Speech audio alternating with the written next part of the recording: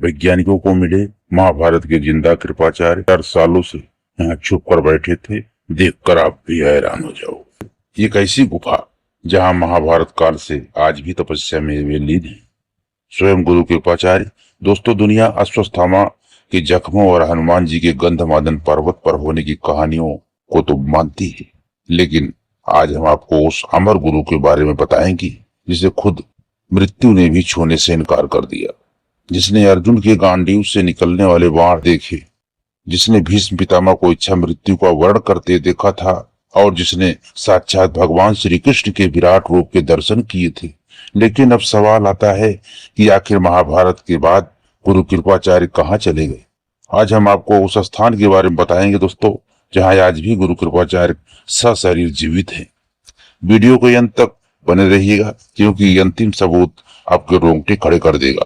दोस्तों, महाभारत युद्ध के बाद जब कुरुक्षेत्र की भूमि लहू से लाल हो गई थी, तब कौरव पक्ष के केवल 3 योद्धा जीवित बचे थे, अश्वत्थामा, कृतवर्मा और कृपाचार्य। युद्ध समाप्त होने के बाद कृपाचार्य ने पांडवों का साथ दिया और राजा परीक्षित के गुरु बने। लेकिन जैसे ही द्वापर युग समाप्त हुआ और कल युग ने दस्तक दी, तो कृपाचार्य अचानक हस्तिनापुर छोड़कर गायब हो गए। पौराणिक ग्रंथों के अनुसार उन्होंने राजपाट और सुख सुविधा का त्याग कर दिया था। दोस्तों, घने वनों की ओर वो प्रस्थान किए। लेकिन सवाल यह है कि क्या वह तब से और आज तक केवल तपस्या ही कर रहे हैं, या फिर वह किसी गुप्त मिशन पर हैं। नमस्कार दोस्तों, हमारे मोटिवेशनल आर के ब्लॉग चैनल में सभी का बहुत बहुत स्वागत है। दोस्तों, आप लोग कमेंट में जय श्री कृष्ण लिखकर भगवान श्री कृष्ण का आभार जरूर व्यक्त करें, ताकि आपके पूरे घर परिवार के ऊपर भगवान श्री कृष्ण की कृपा सदैव बनी रहे। तो दोस्तों, आपका कीमती वक्त ज्यादा न लेते वीडियो में हम आगे बढ़ते हैं।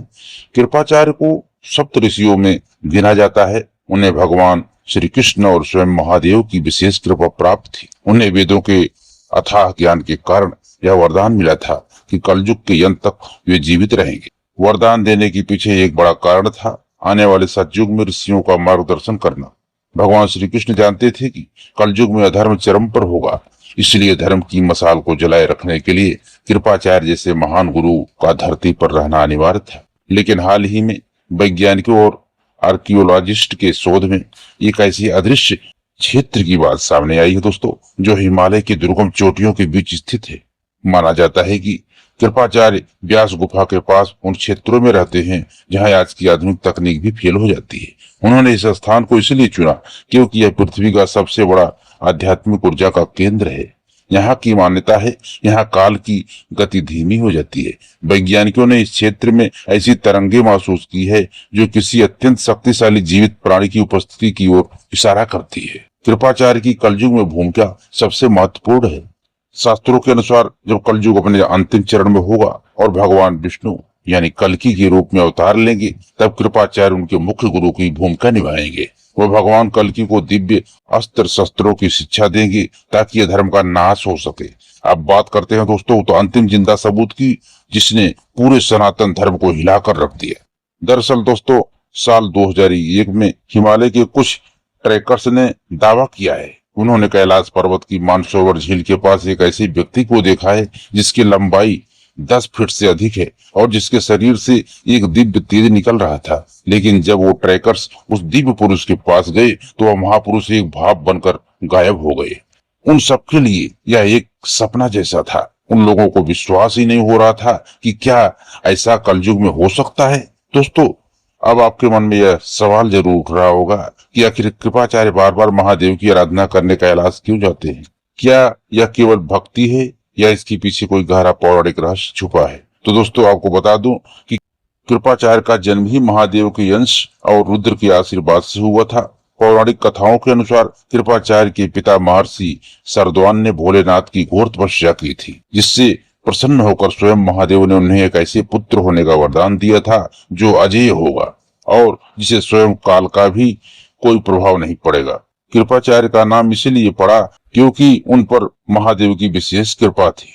इतना ही नहीं, महाभारत के युद्ध के दौरान जब कृपाचार्य ने अश्वत्थामा के साथ मिलकर पांडवों के शिविर पर हमला किया था, तब उन्होंने महादेव की स्तुति कर उनसे अजेय होने का वर मांगा था। भगवान महादेव शिव ने उन्हें दर्शन देकर उनकी रक्षा का वचन दिया। यही कारण है कि कृपाचार्य महादेव को अपना आराध्य और रक्षक मानते हैं। मान्यता है कि कलयुग के लंबे समय में अपनी आध्यात्मिक शक्ति को बनाए रखने के लिए वह आज भी कैलाश मानसरोवर के गुप्त द्वारों से महादेव के दर्शन करने जाते हैं। वैज्ञानिकों द्वारा देखी गई यह 10 फीट की दिव्य आकृति और भाप बनकर गायब होना दरअसल उनकी वही सिद्धियां हैं जो उन्हें महादेव की कृपा से प्राप्त हुई थी। वे वहां महादेव से कल्कि अवतार और धर्म स्थापना की गुप्त निर्देशों को प्राप्त करने जाते हैं। दोस्तों, क्या यह कृपाचार्य ही हैं जो कलयुग के पापों पर अपनी पैनी नजर रखे हुए हैं? कृपाचार्य आज भी हमारे बीच अदृश्य रूप में मौजूद हैं। विज्ञान शायद उन्हें आज न पकड़ पाए, लेकिन हमारे शास्त्र और हालिया घटनाएं चीख कर उनके होने का प्रमाण दे रही हैं। क्या आपको भी लगता है कि वह इस वक्त हमारे बीच किसी न किसी रूप में मौजूद हैं? हमें कमेंट बॉक्स में जरूर बताएं। लेकिन दोस्तों, रहस्य यही खत्म नहीं होता। क्या आप जानते हैं कि कैलाश की उन बर्फीली चोटियों पर गुरु कृपाचार्य अकेले नहीं हैं? सनातन धर्म में वर्णित अष्ट चिरंजीवियों में से ऐसे महाशक्तिशाली हैं जिनका संबंध महादेव के रुद्र अवतार से है। एक स्वयं गुरु कृपाचार्य और दूसरे संकट मोचन हनुमान जी। जहाँ एक और कृपाचार्य के महादेव के आशीर्वाद से अजयता प्राप्त हुई है, तो वहीं स्वयं हनुमान जी शिव की 11वें रुद्र अवतार हैं। पौराणिक मान्यताओं के अनुसार कैलाश पर्वत केवल महादेव का निवास स्थान ही नहीं, बल्कि ब्रह्मांड का आध्यात्मिक पावर हाउस है। यहाँ अक्सर दो अमर सत्ताओं का मिलन होता है। कई सिद्ध संतों ने अनुभव किया है कि जब कृपाचार्य अपनी गहन तपस्या के बीच महादेव की स्तुति करते हैं, तो उस दिव्य ध्वनि की प्रतिध्वनि का उत्तर देने के लिए स्वयं पवन पुत्र हनुमान जी वहां उपस्थित हो जाते हैं। इसका कारण बहुत गहरा है। हनुमान जी को गंधमादन पर्वत पर निवास करने का वरदान प्राप्त है, लेकिन वह समय समय पर कैलाश मानसरोवर की यात्रा करते हैं। इसके पीछे दो मुख्य कारण है। पहला, अपने आराध्य महादेव के दर्शन, और दूसरी, आने वाले कल्कि अवतार की रणनीति। सोचिए, एक तरफ वेदों के ज्ञाता और महान धनुर्धर गुरु कृपाचार्य हैं, और दूसरी तरफ अतुलित बलशाली हनुमान जी। जब यह दो अमर शक्तियां एक साथ मिली होगी, तो वहां की ऊर्जा का स्तर क्या होगा।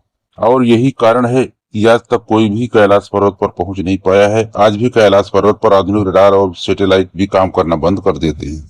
वैज्ञानिक इसे मैग्नेटिक विश्व गति कहते हैं। असल में वह इन दो महामानवों की संयुक्ति आध्यात्मिक शक्ति का सुरक्षा घेरा है। इतिहास गवाह है कि महाभारत युद्ध में हनुमान जी अर्जुन के रथ पग के ध्वजा पर विराजमान थे और कृपाचार्य कौरवों की ओर से युद्ध कर रहे थे। लेकिन कलयुग के इस पड़ाव पर दोनों अब भी एक ही लक्ष्य के साथ हैं, और वह है धर्म की रक्षा। 2001 में उन ट्रैकर्स ने जिस 10 फुट की दिव्य आकृति को देखा, उसके बारे में एक और चौंकाने वाला दावा यह भी कहा जाता है कि उस आकृति के साथ साथ एक विशाल पद चिन्ह भी देखा गया था, जो सामान्य मनुष्य के पैर से 3 गुना बड़ा था। गुरु कृपाचार्य का सालों से गुप्त रहना और हनुमान जी का समय समय पर कैलाश पर प्रकट होना, यह इस बात का संकेत है कि कलयुग का अंत निकट है। यह अमर गुरु आज भी जीवित हैं। जब अधर्म की अति होगी, तब हिमालय की कंदराओं से ये शक्तियां बाहर निकलेगी। कृपाचार्य कल्कि को शस्त्र विद्या देंगे, तो हनुमान जी उन्हें वह अधम में साहस और भक्ति प्रदान करेंगे, जिससे सतयुग की पुनः स्थापना हो। तो अगली बार जब आप हिमालय की उन चोटियों की ओर देखें, तो याद रखिएगा कि वहां कोई है जो हजारों सालों से जाग रहा है। तो दोस्तों, मिलते हैं अगले वीडियो में। अगर आप लोग हमारे चैनल नए हैं, चैनल को सब्सक्राइब करके बेल आइकन को जरूर प्रेस करें, ताकि आपको ऐसा ही वीडियो मिलता रहे। अगर आपको कोई सवाल हो तो दोस्तों आप हमको पूछ सकते हैं, और आपका कोई सुझाव हो तो अवश्य दें। मिलते हैं दोस्तों अगले वीडियो में। जय श्री कृष्णा मित्रों, जय श्री राम।